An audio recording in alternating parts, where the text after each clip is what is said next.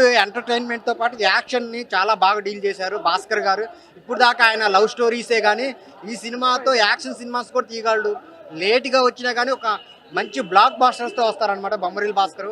ఒక పరుగు ఈ మూవీస్ ఎలా హిట్టో మెయిన్ సిద్ధు జొన్నలగడ్డ గారు అయితే ఒక వన్ మ్యాన్ షో అనమాట. టిల్లీ స్క్వేర్ తర్వాత ఈ సినిమాని ఎంచుకోవటం లేదు అది అప్పుడప్పుడే వస్తుంటుంది కానీ చాలా ఫన్గా ఉంటుంది. కానీ సినిమా అయితే చాలా చాలా బాగుంది.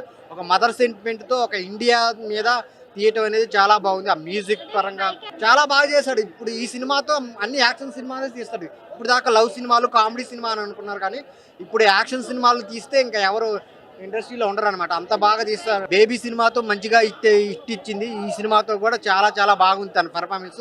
స్టోరీలో కూడా తన ఇన్వాల్వ్మెంట్ చాలా బాగుంటుంది. So Jonnalagadda rock I watched movie Jack. So movie చూడడం జరిగిందండి. మూవీలో మెసేజ్ ఏంటంటే what is the message? Please try not to waste your time for time, you have to create your own path అనేటువంటి కాన్సెప్ట్తో భాస్కర్ గారు తీయడం జరిగింది.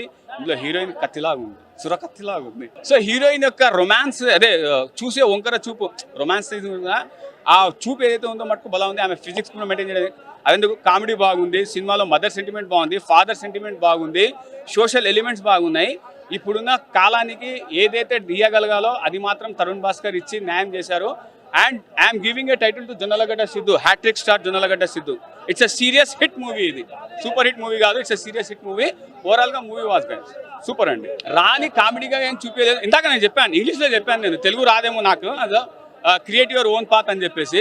సో అలాంటి విషయంలో ఏంటంటే పేషెన్స్ ఉండాలి. సో బార్డర్ కాడ ఉన్నటువంటి వ్యక్తులు పేషెన్స్ ఉండాలి కానీ ఇట్లా మరింత పోకిరిగా ఉండకూడదు అనేటువంటి కాన్సెప్ట్లో జస్ట్ ఎంటర్టైన్మెంట్ బేస్ తీసారే కానీ మనం మూవీలాగా చూడాలి. It's a main thing. అర్థమైందా? సో మూవీలాగా చూసినా అంటే నిజంగా ఇది ఒక బ్లాక్ బస్టర్ మూవీ.